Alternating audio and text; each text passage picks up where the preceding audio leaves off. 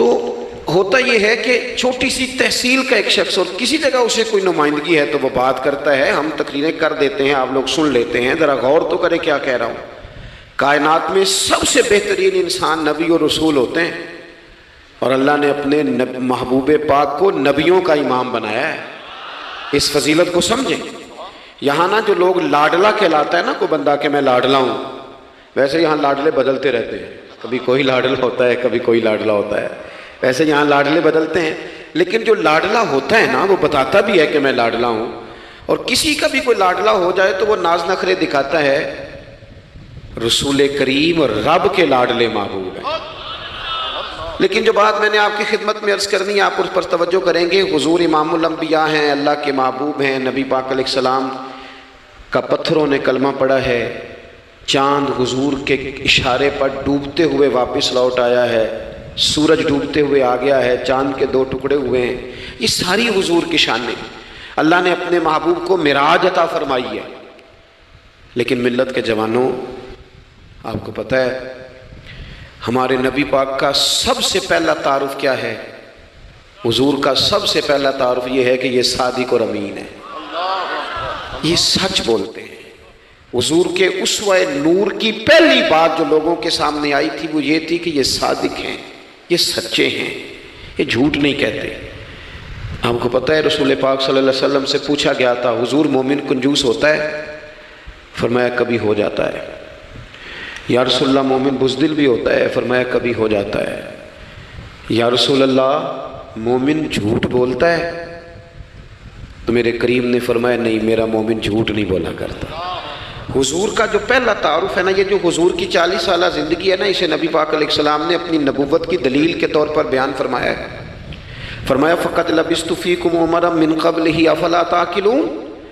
محبوب آپ ان سے کہہ دے میں نے تمہارے بیچ وقت گزارا ہے، تمہیں عقل نہیں؟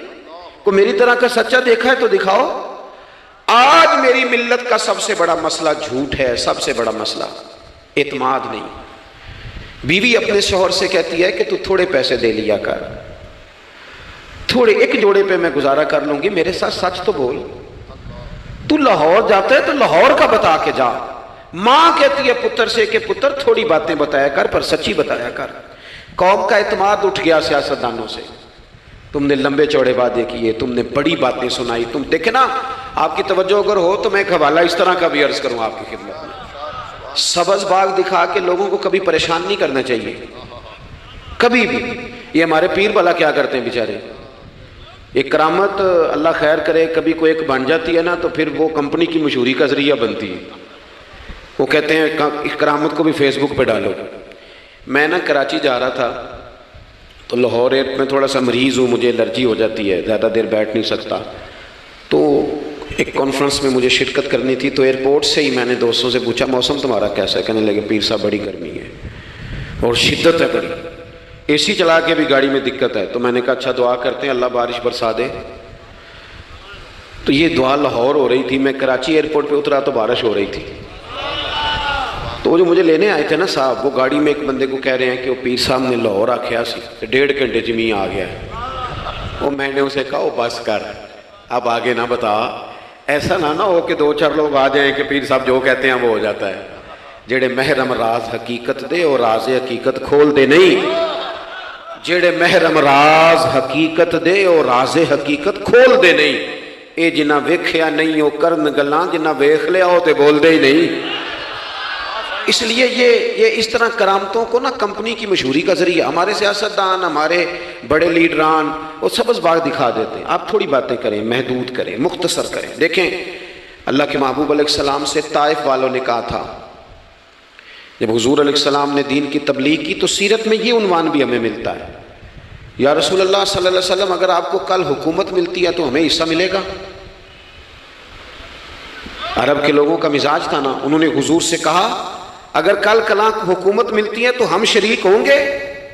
تو حضور مسکرائے، اور میرے نبی پاک کو حکومت ملنے کا پک کتنا زیادہ تھا کہ مکے سے ہجرت کر رہے ہیں، مدینہ شریف ابھی پہنچے نہیں، رستے میں سراقہ بن مالک سے کہہ رہے ہیں کسریٰ کے کنگن آئیں گے، یعنی حضور بتا رہے ہیں کہ سپر پاور بھی ساری یہاں آ جائے گی، हुजूर तो खंदक वाले दिन एक हथौड़ा मारते थे तो फरमाते थे रूम फतह हो गया, दूसरा मारते थे तो कहते थे ईरान फतह हो गया। ये बुखारी में चीजें आपको मिलेंगी। हुजूर को कामिल यकीन था कि इज़ा जा नसरुल्लाह वल फतह, कामिल यकीन था कि इन्ना फतहना लक फतहम मुबीना, ये होगा सारा कुछ।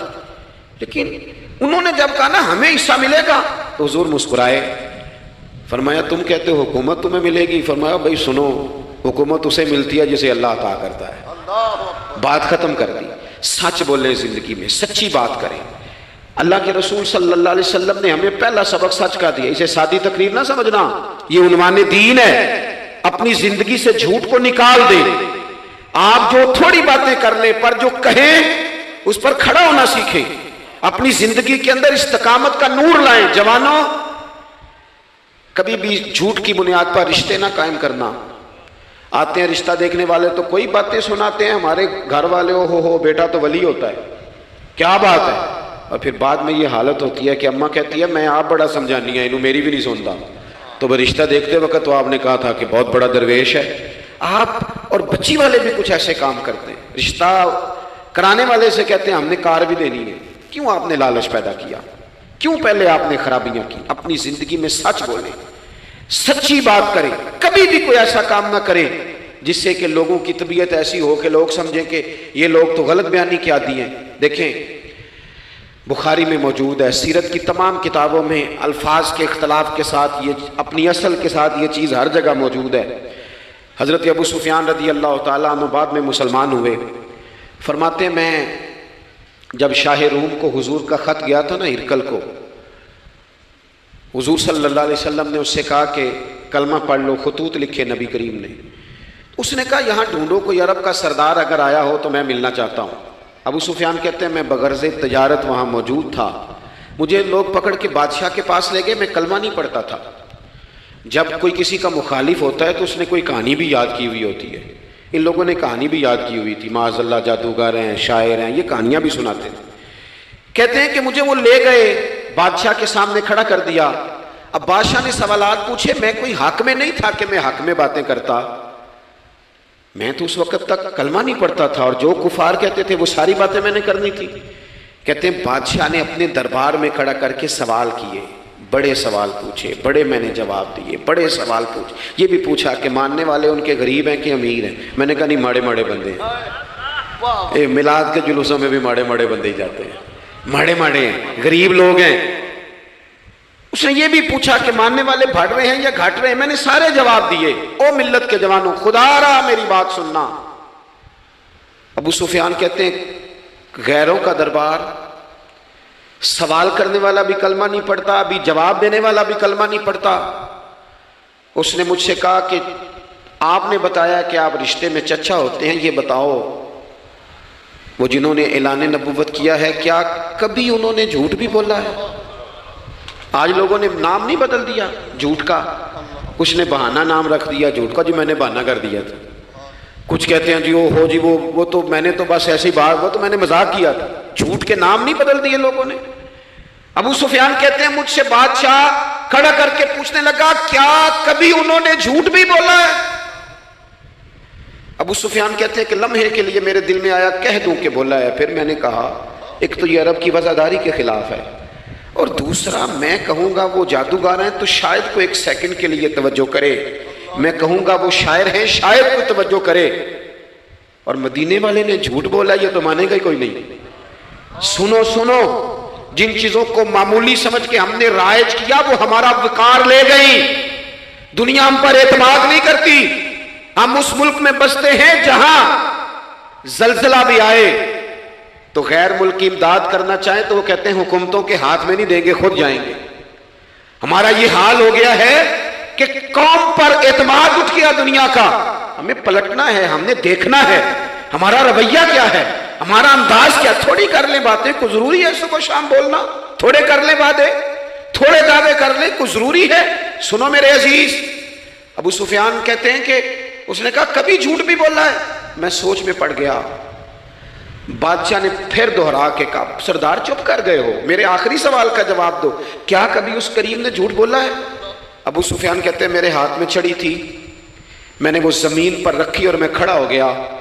میں نے کہا سردار سن، وہ میرے رشتے میں بھتیجے ہیں، میری بڑی مخالفت ہے، میں نے ان کے خلاف جنگیں لڑی ہیں، کبھی وہ غالب آئے کبھی میں غالب آیا، آج تک میں لڑ رہا ہوں، لیکن میں ایک بات تمہیں ذمہ داری سے کہتا ہوں، میں غیر نہیں ہوں، وہ میرے بھتیجے ہیں، میں نے ان کو ماں کی گود میں بھی دیکھا ہے، دادا کے کندھوں پہ بھی دیکھا ہے، چچا کے گھر میں بھی دیکھا ہے، ختیجہ کا دولہا بنے بھی دیکھا ہے، زینب سے لے کر فاطمہ تک بیٹیوں کو گود میں کھیلتے بھی دیکھا ہے، میں نے انہیں بدر اور احد میں آتے بھی دیکھا ہے، میرے سامنے پیدا ہوئے اور میرے سامنے ان کے بالوں میں سفیدی آئی، مخالفت اپنی جگہ پر میں تمہیں یہ بات ذمہ داری سے بتاتا ہوں، اس محبوب کی زبان سے جو بھی نکلتا ہے حق اور سچ نکلا کرتا ہے۔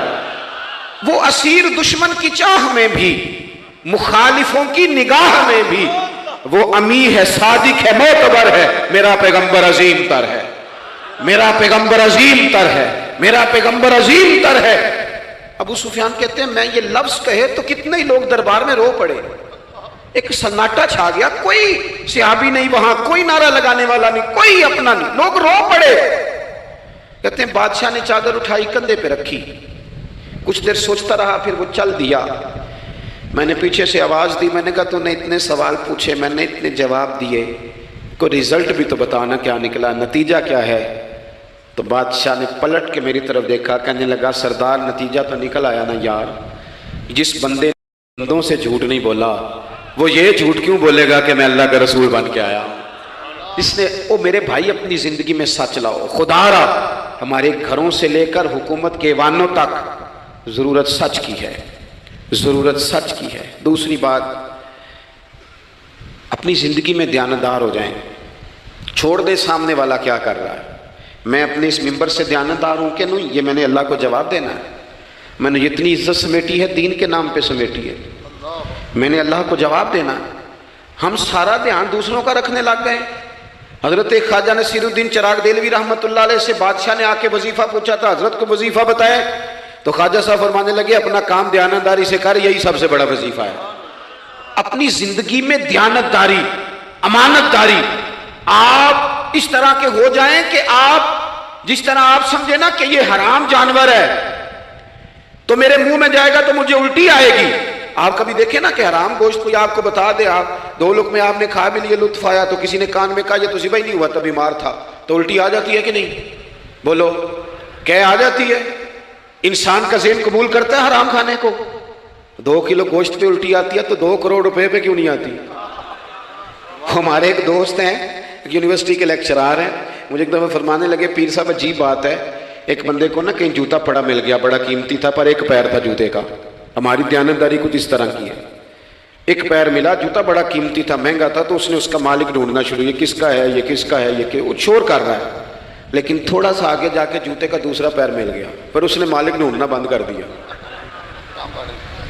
اس کو اب اس کا دوسرا پاؤں مل گیا، تو اب اس نے، یعنی کئی دیانتدار بڑے دیانتدار ہیں لیکن دوسروں کے معاملے میں، اپنے معاملے میں نہیں، اپنی زندگی میں انصاف کریں۔ میں مسجد میں جمعہ پڑھاتا ہوں، میں نے ایک دن اپنے ایک مدرسے کے طالب علم سے پوچھا بیٹا، جمعرات کو میں نے پوچھا، میں نے کہا صبح جمعہ میں تقریر کیا کرنی ہے؟ کہتے میں جو فیصلہ نہیں کیتا۔ میں کہا تو بڑا مولوی ہے نا، میں چھوٹا، میں تو جمعہ پڑھا کے شام میں فیصلہ کر لینا بھی اگلے جمعے کی بیان کرنا ہے۔ کیوں؟ میں چاہتا ہوں میں ممبر سے دیانتدار رہوں، میں ایک ہفتہ تیاری کروں، میں نے قوم کو اللہ رسول کا دین بتانا ہے، میرا یہ مقصد تو نہیں ہے کہ 1 گھنٹہ مجھے ملے تو میں نے کسی طریقے سے اسے پار کرنا ہے۔ آپ اپنے کام کے ساتھ ہمیشہ دیانت کا مظاہرہ کریں، اگر آپ دیانتدار ہو جائیں۔ حضرت سعید بن عامر رضی اللہ تعالیٰ عنہ کو حضرت عمر نے کہا میں آپ کو ایک صوبے کا گورنر بنانا چاہتا ہوں، رو پڑے، فرمانے لگے اس قابل نہیں ہوں، آپ کہیں مجھے بھی آپ کہہ دیں کہ فلانا عہدہ ملتا ہے تو تیار ہے ساری دنیا، کون انکاری ہے اس کام سے، سب تیار بیٹھے، لیکن روتے تھے لوگ، کہا جناب میں کہاں کر سکتا ہوں۔ حضرت عمر نے لگا دیا حمص کا گورنر۔ کچھ مہینوں کے بعد حضرت عمر تشریف لے گئے، جا کے پوچھا کہ کیسا ہے، تو پہلے تو ایک لسٹ منگوائی حضرت عمر نے، کچھ مال آیا ہے تو مختلف صوبوں میں بانٹنا ہے، غریبوں کی لسٹ لاؤ۔ ان کے صوبے کی لسٹ آئی تو تیسرا نام گورنر صاحب کا تھا۔ وہ کہا تمہارا گورنر مسکینوں غریبوں میں؟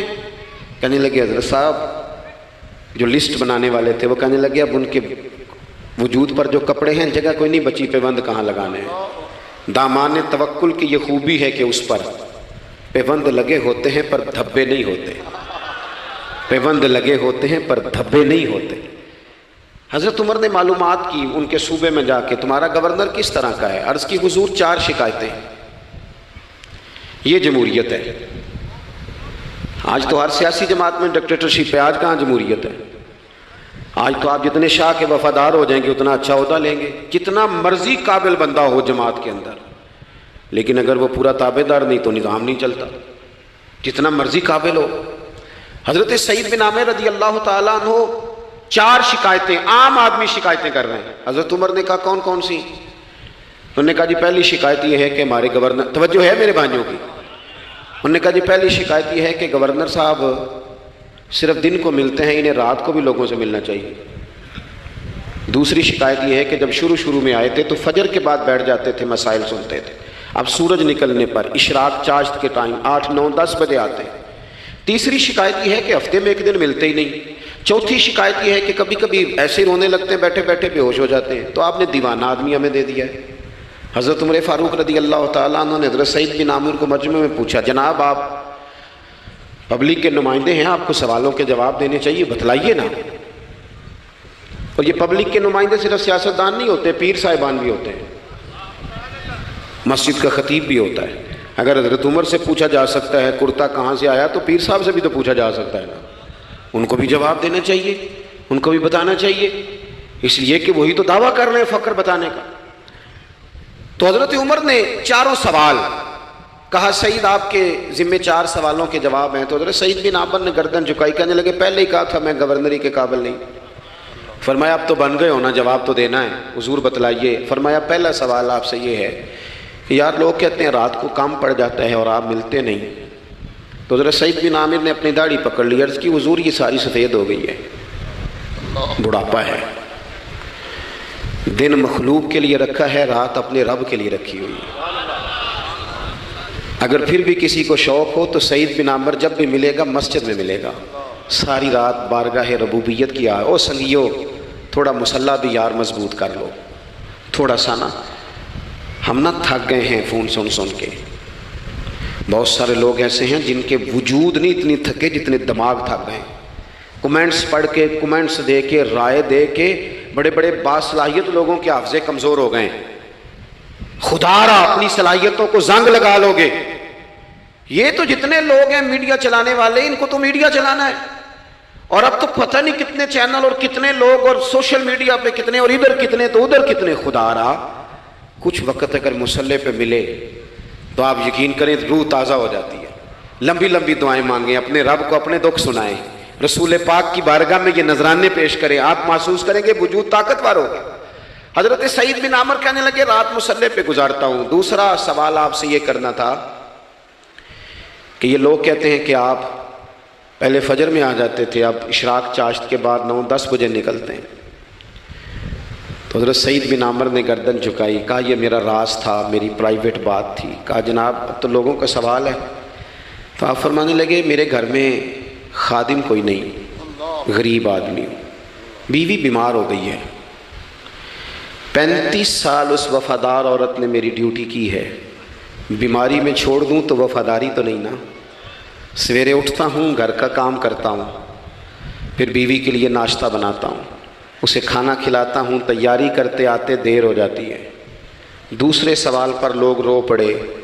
کہا تیسرا اعتراض آپ پہ یہ ہے کہ ہفتے میں 1 دن ملتے نہیں۔ تو حضرت سعید بن عامر کہنے لگے میں نے کہا تھا میرا پردہ نہ کھولا جائے، میں بڑا راضی ہوں رب کی عطاؤں پہ، میں کیوں کسی کے سامنے اپنا دکھ بیان کروں؟ گردن کو جھکا دیتا ہے خیرات کا پتھر، جہاں میں مانگنے والوں کے سر کبھی اونچے نہیں ہوتے، اور غیرت ہے بڑی چیز جہاں نے تگ و دو میں پہناتی ہے یہ فقر کو تاج سردارا۔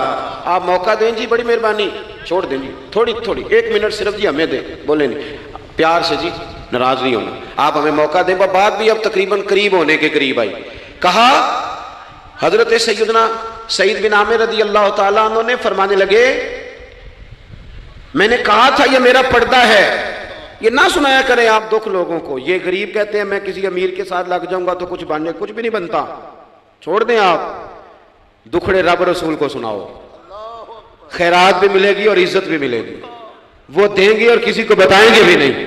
हजरत सईद बिन आमिर रदी अल्लाह तआला अन्हु से तीसरा सवाल हुआ, कहा जनाब आप हफ्ते में एक दिन मिलते नहीं, तो फरमाने लगे मेरा राज था पर बता देता हूँ, जोड़ा एक ही है मेरे पास, हफ्ते में एक दिन धो लेता हूँ, फिर बीवी के कपड़े पहन के सारा दिन बैठा रहता हूँ, अगर दूसरा जोड़ा हो तो ये काम न करूँ। हज़रत उमर रो पड़े, कहा जल्दी से चौथे सवाल का जवाब भी दे, कभी कभी रोते हो तो बेहोश हो जाते हो।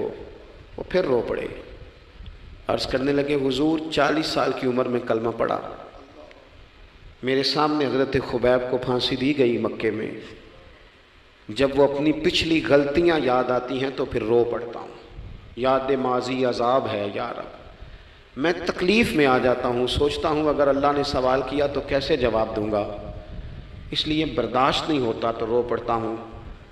चारों सवालों के जवाब दिए तो हज़रत सईद बिन आमिर कहने लगे अब आपने मुझसे सवालों के जवाब तो ले लिए, अब मेरी सज़ा का भी तो ऐलान करें ना, बताएं ना। तो हज़रत उमर ने हाथ उठाए और क्या लफ्ज़ कहे, कहे अल्लाह मेरे नबी की उम्मत को इस तरह के कुछ और लोग भी अता फरमा, कुछ अपनी ज़िंदगी में दयानतदार हो जाएं। तीसरी बात आपकी खिदमत में अर्ज़ करनी है, रसूल पाक सल्लल्लाहु ताला अलैहि वसल्लम ने ना हमें खालिस किया है, हुजूर का सारा दीन इखलास का दर्स देता है। ये जो रियाकारी होती है ना, नौजवानों मेरी बात पे गौर करना, ये जो रियाकारी होती है ना, ये बुनियादी तौर पर अदाकारी होती है। अदाकारी बंदा ज़्यादा कर नहीं सकता, थक जाता है। मुखलिस ज़िंदगी वो होती है जो आप नॉर्मल जीते हैं।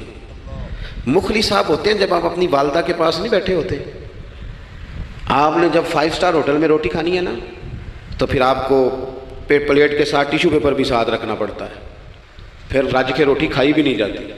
रज के कब खाई जाती थी?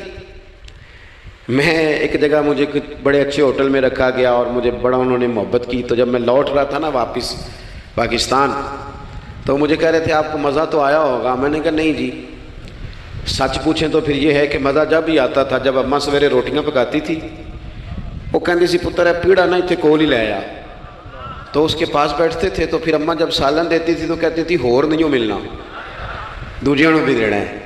और फिर लुत्फ उस वक्त आता था जब बार बार कहते थे अम्मा जी चलो थोड़ा जाते थे होना होना थोड़ा जा, तो फिर अम्मा कई दफ़ा कहती थी कि मैंने वो उससे निकाल के फ्रिज में रख दिया, बड़े भाई ने काम से आके रोटी खानी है, अब ये बर्तन है इसी को साफ़ कर ले।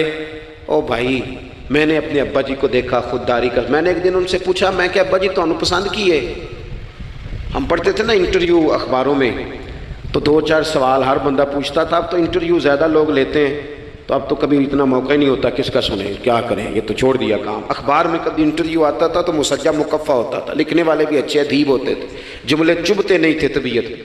तो 2-4 सवाल बड़े ज़रूरी होते थे, फूल कौन सा पसंद है, खाने में क्या पसंद है, रंग कौन सा पसंद है, ये 2-4 सवाल हर एक से होते थे। मैंने अपने वालिद साहब से एक दिन पूछा, मैं क्या अब्बा जी तो पसंद की है, तो फरमान लगे पुत्र जे ते लगी होवे भुख तो फिर हर तो जे ना लगी होवे तो फिर नखरे ही नखरे ने। तो इसलिए भूख लगी हो, वो हमें पता क्या बताते थे। मैं आज भी ना बहुत सारी चीज़ें गाड़ी में रख लेता हूँ, आज भी जो खाना अपनी मर्जी से खाता हूँ वो पेट भर के खाया जाता है, जो तस्वीरों की शिद्दत से बाहर होता है वो खाया जाता है, उसको आप कबूल कर लेता है आपका वजूद। याद रखना मेरे अजीज़, मेरे नबी पाक सल्लल्लाहु अलैहि वसल्लम ने फरमाया है बेहतरीन रोटी वो है जो तू अपने हाथों की कमाई से खाता है, वो बेहतरीन रिस्क है जो तो। और हुजूर ने फरमाया अल्लाह के नबी हज़रत दाऊद मेहनत करके खाना खाते, दावतों पे जा के तो बंदा बीमार रहने लग जाता है, वो तो काम ही ख़त्म हो जाता है। वाली साहब कहा करते थे कि लो मैं पा दिते ने तुहानू दाने पड़ोले च, ते माँ तुहाडी ने तुहानू 4 पा दिता है, लो हुण तुहानू परवाह नहीं सारियां गर्मियाँ, मौज करो, ये असल था हमारा। इस पे वापस आ जाएं, इस पे आ जाएं, ये सेहत अफजा रोटियाँ ये खाएं, बड़ी गाड़ियों का और बड़ी चीज़ों का शौक छोड़ दें, मेहनत डट के करें, लेकिन ज़िंदगी असल पे ले आएं। असल ज़िंदगी खालिस होती है। मेरे नबी पाक सल्लल्लाहु अलैहि वसल्लम ने फरमाया रियाकार, मैं पूरी हदीस नहीं सुनाता, इशारा करता हूँ, हुजूर ने फरमाया रियाकार अगर आलिम भी हो, रियाकार अगर सखी भी हो, हत्ता कि सही हदीस में फरमाया रियाकार शहीद भी हो और मारी जाए इस नीयत से कि लोग मुझे शहीद कहेंगे, تو فرمایا صبح قیامت اللہ ان اعمال پر بھی اجر عطا نہیں کرے گا. اپنی زندگی میں اخلاص پیدا کریں، اور جب خلوص آتا ہے، جب للہیت آتی ہے. مشکل ترین خلافت حضرت ابوبکر صدیق کی ہے. یہ جو حضرت عمر نے بڑی اعلیٰ خلافت کی ہے نا، یہ بنیادیں حضرت ابوبکر نے مضبوط کر کے دی تھی. فتنوں کے تو سر کچل دیے تھے حضرت صدیق اکبر نے. اب حضرت عمر کے لیے کام کرنا انہوں نے آسان کر دیا تھا. میں اکثر کہا کرتا ہوں کہ حضرت عمر کی خلافت کی مضبوطی میں بڑا کردار حضرت ابوبکر صدیق کا ہے. اگر وہ مضبوطیاں نہ کرتے اتنی تگڑی تو کام آگے چلتا نہیں تھا. حضرت سیدنا ابوبکر صدیق کو بڑے فتنوں کا سامنا تھا. ختم نبوت کے محاذ پر کام کرنا ہے، منکرین زکوٰۃ پیدا ہو گئے، امت کو سنبھالنا ہے. یہ ساری ڈیوٹیاں کر کے نا دنیا سو جاتی تھی. وہ دنیا سو جاتی تھی. حضرت صدیق اکبر ایک نابینا مائی کے گھر میں جھاڑو دینے چلے جاتے تھے. جب بندہ مخلص ہو جاتا ہے نا، ایک نابینا معذور عورت جھاڑو دے رہے ہیں، جب تھوڑا سا وقت بچتا نا عصر کے لیے، یہ ٹائم میں نے اپنے لیے رکھا ہوا ہے، تو مدینہ شریف میں ایک بیوہ تھی جس کی 5-6 بیٹیاں تھیں، بیٹا کوئی نہیں تھا. اس کے گھر جاتے تھے، بکریوں کا دودھ دھو کے آتے تھے. معمولی آدمی نہیں، خلیفہ وقت کی بات. کس لیے؟ یہ کام روحانی تسلی کا باعث بنتے، یہ کام آپ کو سکون دیتے، یہ آپ کے اندر وہ طاقت پیدا کرتے ہیں کہ آپ لڑ سکتے ہیں دنیا سے. جب آپ کے پیچھے دعائیں ہوتی ہیں تو پھر میدانوں میں کھڑا رہنا آسان ہو جاتا. حضرت عمر فاروق فرماتے ہیں تیسرا دن تھا جناب صدیق اکبر کے وصال کو. میں مسجد نبوی شریف میں بیٹھا تھا تو 2-3 چھوٹی چھوٹی بچیاں آ گئیں. آ کے کہنے لگی چچا آپ خلیفہ بنے. میں نے کہا ہاں. ہمارے ساتھ چلیں گے؟ میں نے کہا پتر تمہارے ساتھ کیا ہے؟ کہنے لگی ابوبکر صدیق عصر کے بعد ہمارے گھر آتے تھے، ہمارا بھائی کوئی نہیں، باپ انتقال کر گئے، بکریوں کا دودھ دھو کے دے جاتے تھے، کچھ بیچ کے گزارا کر لیتی تھی، کچھ پی لیتی تھی. 3 دن سے میری ماں رو رہی ہے، میری بہنیں روتی ہیں، اکھاں جدو میٹیاں زمانہ مینوں روے گا. اونج تے بے قدراں کچھ قدر نہ جاتی، کیتی خوب تسلی ہو، لیکن اکھاں جدو میٹیاں زمانہ مینوں روے گا. اپنا تے اپنا بیگانہ بھی مینوں روے گا. جدو نہ میں دسیا میں خاراں نوں میں خانے وچ، پھر جام ٹوٹ جان گے تے میں خانہ مینوں روے گا. کئی لک لک رون گے تے کئی بک بک رون گے. گلیاں دا یانا تے سیانا مینوں روے گا. اور کسی نے کہا تھا میرے مرنے پہ ہر سو شور مچ جائے گا دیکھو گے. یہ رحمت کی امید لگاتے کہا، کرم کی امید. آج سے کہا، نذرانے میں کہا کسی درویش نے. کہنے لگے میرے مرنے پہ ہر سو شور مچ جائے گا دیکھو گے. کہنے الوداع سرکار خود تشریف لائیں گے. اور کسی نے کہا تھا کہ بعد مرن دے مکھڑا میرا ہو جاوے جے تازہ، پھر سمجھ لینا محبوب میرے نے آن پڑیا جنازہ. تو بھائی اپنی زندگی میں اخلاص پیدا کرے. ہم نا غریب لوگ بھی امیروں سے تصویر کھنچوانا پسند کرتے ہیں. امیروں سے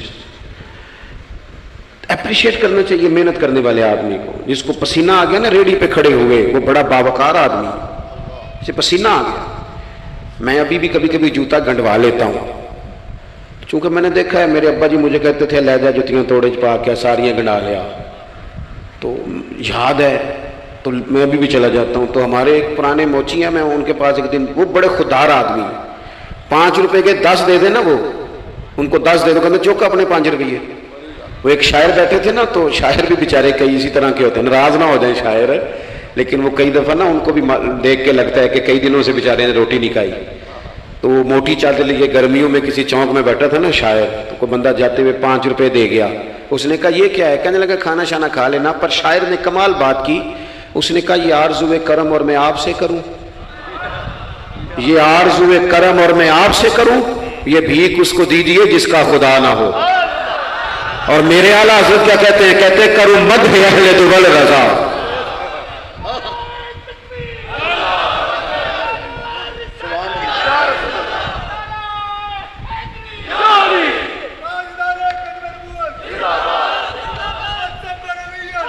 ماشاءاللہ. تو آپ حضرات میری بات سنیں گے، اپنی زندگی میں اخلاص لائیں، للہیت لائیں. چوتھی بات سنیں، اور میں اسی پر بات سمیٹنے کی کوشش کروں گا. اللہ کے رسول صلی اللہ علیہ وسلم کی سیرت مبارکہ میں جو چیز آپ کو بڑی نظر آئے گی نا، وہ احساس ہے. جب سینے آہستہ آہستہ سخت ہونے لگ جاتے ہیں نا، ہم نہ کچھ باتیں سوچ کے اپنے آپ کو سخت کر لیتے ہیں. ہمارا جب ایسا جو نیا بھرتی ہوتا ہے وہ خدمت کے جذبے سے آتا ہے، وہ کہتے ہیں میں نے سارے کام صحیح کرنے ہیں. پھر اس کو نا آہستہ آہستہ پتہ لگنے لگ جاتا ہے کہ کچھ لوگ جھوٹا پرچہ بھی درج کراتے ہیں. اسے پھر آہستہ آہستہ پتہ لگنے لگ جاتا ہے کہ یہ سامان ان کا تو گیا تھا 1.5 لاکھ کا، تو انہوں نے 6 کیوں لکھوایا ہے. پھر وہ پھر سخت ہونے لگ جاتا ہے. لوگوں کو دیکھ کے سخت نہ ہو، سخت نہ ہو. پھر آپ کے پاس بڑی باتیں. مجھے ایک دفعہ ایک صاحب نے کہا آپ کو تقریر پہ بلانا ہے، پیسے کتنے لیتے ہیں؟ میں نے کہا دے دو کو 1.5-2 کروڑ روپیہ. کہ لگے تو بہت زیادہ نہیں. تو میں کیا وکنا ہے تو پھر بندہ چاج نہ وکے. اب تیرا خیال ہے 25-30 ہزار اپنا ریٹ لگوا لیں، اتنے لو ہو جائیں سانو تخت ہزارے دی لوڑ کیے نالے کی لگے شہر بمول دے نال اسی اپنی بال کے سیکنے ہاں. میں نے بہت بڑا مدرسہ شروع کیا، باہر گلا نہیں لگایا. مجھے ایک صاحب کہنے لگے خیر تے ہے تو ہم پیسے کتوں ہوندے نے؟ میں کیوں اتھوں جتوں ہوندے نظر نہیں آندے. فاضل بریلوی کہتے کروں مدح اہل دول رضا اور پڑے اس بلا میں میری بلا. میں گدا ہوں اپنے کریم کا، میرا دین پا رہا ہے نہ نہیں. اور کون دیتا ہے؟ دینے کو منہ چاہیے، دینے والا ہے سچا ہمارا. میں نے تو معذرت بھی کرنی تھی. میرا خیال ہے کہ 35 سے 37 کے بیچ لوگ ایسے تھے یہاں سے جو آج صبح سے سر شام تک فون کرتے رہے کہ آپ نے چائے ہماری طرف پینی ہے، کھانا ہماری طرف کھانا ہے. میں ان دوستوں سے اکثر کہا کرتا ہوں جو میرے ساتھ ہوتے ہیں، میں کہتا ہوں کہ لوگ تلاش کرتے رہتے ہیں، ڈھونڈتے رہتے ہیں کہ رات رہنے کو جگہ ملے.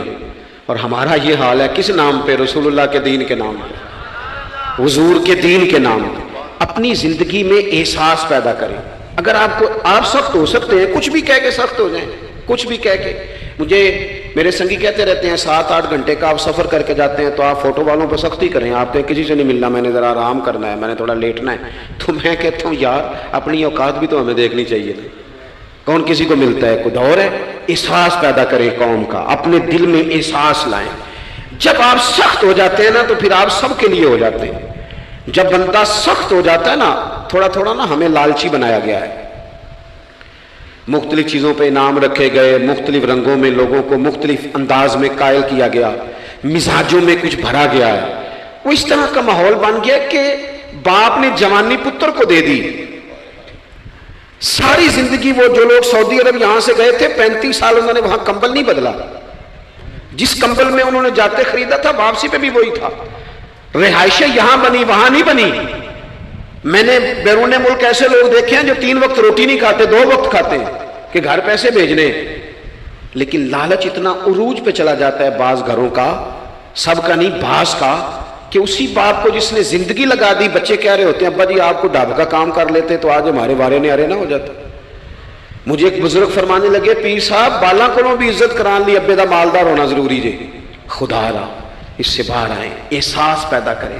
جب احساس آ جائے، قرآن مجید نے میرے نبی پاک کی شان یہ بیان کی ہے کہ عزیز علیہ ما عنتم حریص علیکم بالمؤمنین رؤوف الرحیم. یہ کمال ہے، اس سے آگے کیا کوئی حاشیہ دے سکتا ہے؟ رب فرماتا ہے لوگوں تم مشقت میں پڑھو تو میرے نبی کو تکلیف ہوتی ہے. آپ کبھی حدیثیں پڑھیں نا تو رونگٹے کھڑے ہوتے ہیں. آپ کو درجنوں حدیثیں اس عنوان کی ملیں گی کہ حضور فرماتے ہیں میرا دل کرتا ہے لمبی نماز پڑھاؤں. نماز اللہ کی، دل حضور کا کرتا ہے.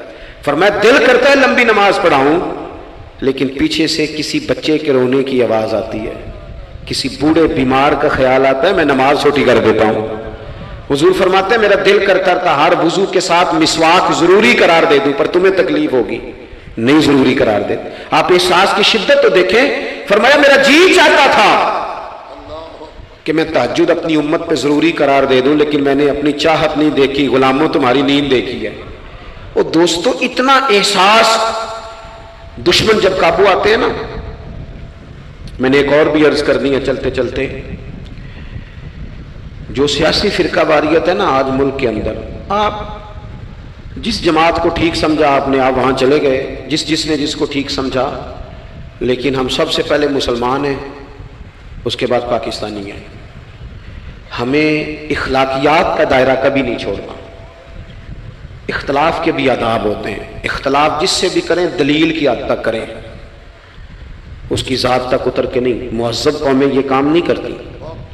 حضرت ابو ایوب انصاری نے حضرت عمر سے اختلاف کیا اور سخت کیا، کہا جناب یہ آپ نے، حضرت عمر کو بات کرنے لگے تو حضرت ابو ایوب انصاری کھڑے ہو گئے، کہنے لگے، یا حضرت ابو ذر غفاری کھڑے ہو کے کہنے لگے نہ آپ کی بات مانیں گے نہ آپ کی اطاعت کریں گے۔ فرمایا میں نے کیا کیا ہے؟ تو کہنے لگے چادر تو ایک ایک بٹی تھی، تو آپ نے اسی چادر کا کرتا اسی کا تامت کیسے بنا لیا؟ حضرت عمر فاروق نے، انہوں نے سوال کیا تھا، حضرت عمر نے دلیل دی، فرمایا میرے بیٹے سے پوچھ لو۔ حضرت عبداللہ ابن عمر کہنے لگے ایک چادر چونکہ مجھے بھی ملی تھی میں نے اپنے ابا کو دے دی، لہذا کرتا بھی بن گیا۔ اور اب ہمارے ہاں نا دلیل ملنے پر بھی لوگ اعتراض نہیں چھوڑتے، کیونکہ ذاتی ہوتا ہے نا، دلیل تک تو اختلاف ہوتا نہیں۔ او میرے بھائی، اختلاف کے بھی آداب ہونے چاہیے۔ تو کسی نے کہا تھا کہ تعلق توڑ دینے کے بھی کچھ آداب ہوتے ہیں، کسی کو چھوڑ دینے کے بھی کچھ آداب ہوتے ہیں، اور کسی نے کہا تھا کہ قاتل کو کوئی قتل کے آداب سکھائے، دیکھو دستار کے ہوتے ہوئے سر کاٹ رہا ہے۔ کوئی ایک چیز چھوڑ دے۔ ہمارے ہاں اتنی شدت ہو گئی، اور بچے ہمارے ورکر سیاسی جماعتوں کے، خدا را آپ نے یہیں بسنا ہے، یہیں رہنا ہے، یہ آپ کے اپنے لوگ ہیں، مہربانی کریں آپ ضرور ہائی لائٹ کریں کسی کی غلطی، لیکن دائرہ تہذیب کبھی نہ چھوڑیں۔ کبھی مجھے تو ایک دو دفعہ ملے ہیں، میں نے ان سے کہا مہربانی کریں، آپ کیا مزہ لے رہے ہیں آپ قوم کو تقسیم کر کے، خدا را کچھ سوچیں۔ آپ کا شغل لگا ہوا ہے، اور یہاں غریب کا یہ حال ہے کہ یہ ابھی عید آ رہی ہے نا، ہم نے بھی کچھ نیکیاں بند کر دی ہیں بعض چیزوں پہ۔ یہ رمضان شریف گزرا ہے نا، میرے جیسے آدمی کو لوگ نیک سمجھتے ہیں اور اپنے دکھڑے سناتے ہیں۔ یہ رمضان گزرا ہے تو بیٹیوں کی شادیاں شروع ہوئی ہیں، اب لڑکوں والے تو نیک ہو گئے، اب تو وہ جہیز ہی نہیں مانگتے۔ یہ خبر پتہ ہے آپ کو؟ منڈے والے داج منگنا چھڈتا جی، وہ نیک ہو گئے۔